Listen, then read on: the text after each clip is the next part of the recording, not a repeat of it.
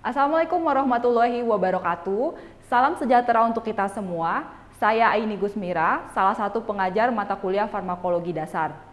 Pada kesempatan kali ini, kita akan membahas mengenai autakoid 1 dan obat-obat yang berhubungan. Pada materi kali ini kita akan membahas mengenai akne atau jerawat, lalu kemudian alopecia, dermatitis, psoriasis, urtikaria, lalu infeksi jamur, kuku, dan kulit.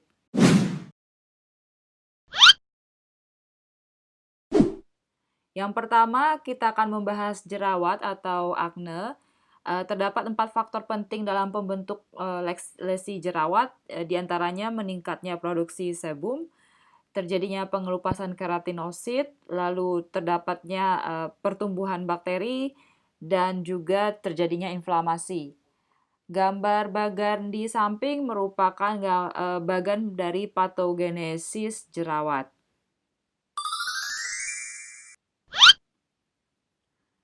Obat-obatan jerawat diantaranya yang pertama asam retinoat dan derivatnya. Asam retinoat merupakan bentuk asam dari vitamin A. Mekanismenya yaitu dengan menurunkan kohesi antara sel epidermis dan meningkatkan pergantian sel epidermis. Yang berikutnya isotretinoin yang merupakan retinoid sintetik dan bekerja dengan menghambat ukuran dan fungsi kelenjar sebase.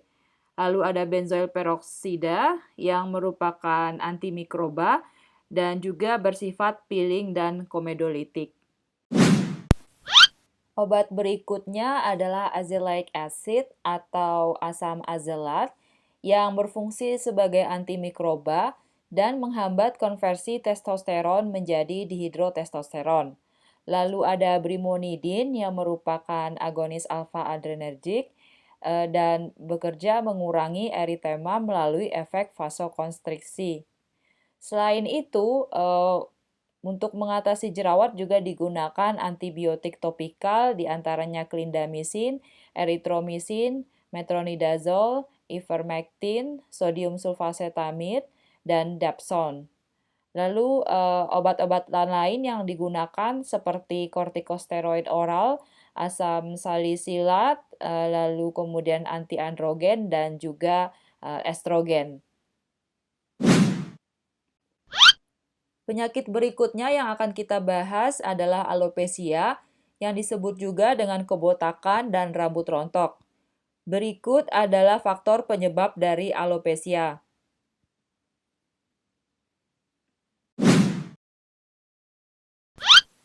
Obat-obatan yang digunakan untuk mengatasi alopecia diantaranya minoxidil yang bekerja dengan meningkatkan ukuran folikel rambut dan memperpanjang fase anagen pada siklus rambut. Lalu ada finasterida yang merupakan inhibitor 5-alfa reduktase. Berikutnya ada bimatopros yang merupakan analog prostaglandin dan digunakan untuk menebalkan bulu mata yang tipis.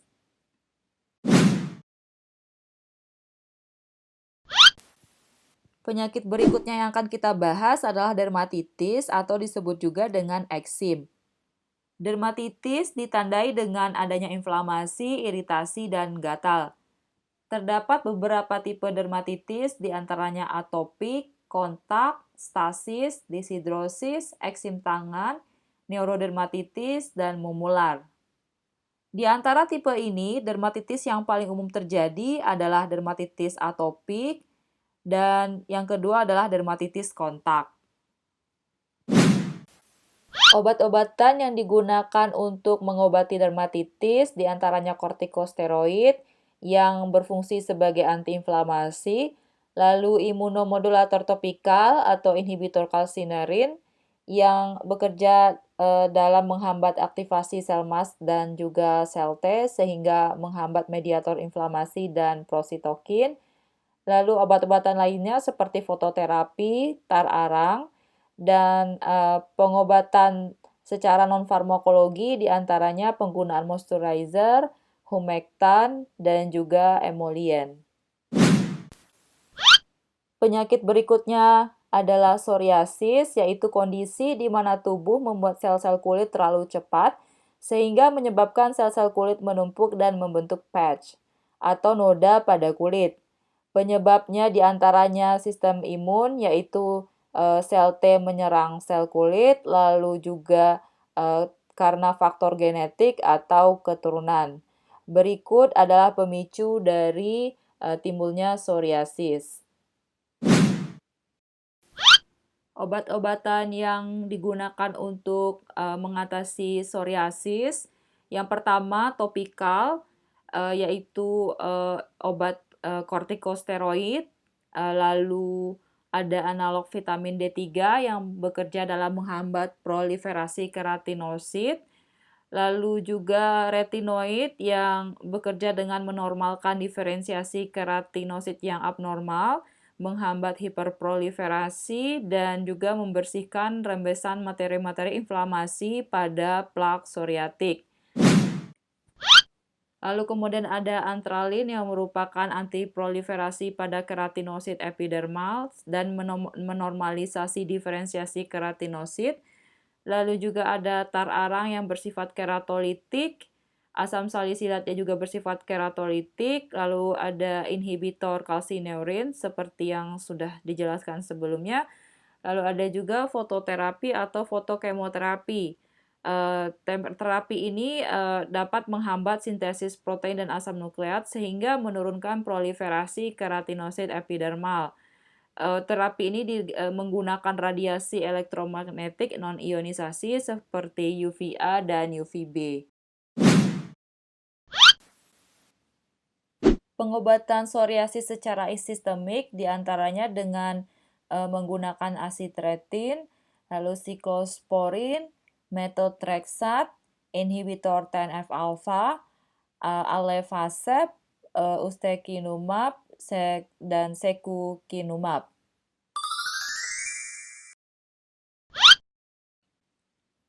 Penyakit berikutnya adalah urtikaria yang disebut juga dengan hives atau gatal-gatal. Urtikaria merupakan reaksi alergi yang berhubungan dengan antibodi IgE yang ditandai dengan gatal-gatal, bintik merah, angioedema, pembengkakan membran mukosa. Berikut adalah penyebab dari urtikaria.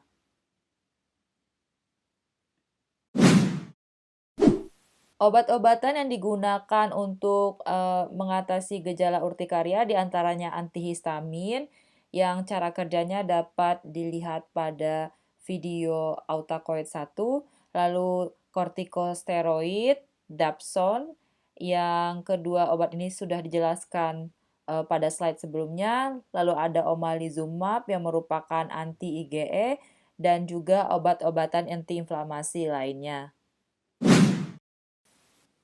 Berikutnya kita akan membahas infeksi jamur, kuku, dan kulit. Yang pertama adalah infeksi kuku atau disebut juga onychomycosis yang disebabkan oleh jamur keratinofilik atau dermatofit, umumnya Trichofiton rubrum. Gejalanya pertama menyebabkan kuku berubah warna seperti kuning, coklat, dan putih, lalu kuku menebal dan juga retak. Infeksi kulit disebut juga tinea atau dermatofitosis. Pada kaki disebut dengan athlete's foot. Infeksi kulit juga disebut dengan ringworm karena membentuk lingkaran kemerahan di kulit dan bersifat gatal. Penyebab utamanya yaitu genus Microsporum, Trichofiton, dan Epidermophyton. Obat-obatan yang digunakan untuk mengatasi infeksi jamur kuku dan kulit. Yang pertama secara topikal, diantaranya dari fat-azol yang bekerja dalam menurunkan sintesis ergosterol dengan menghambat enzim sitokrom P450 pada jamur. Contoh obatnya adalah clotrimazole, ketoconazole, miconazole.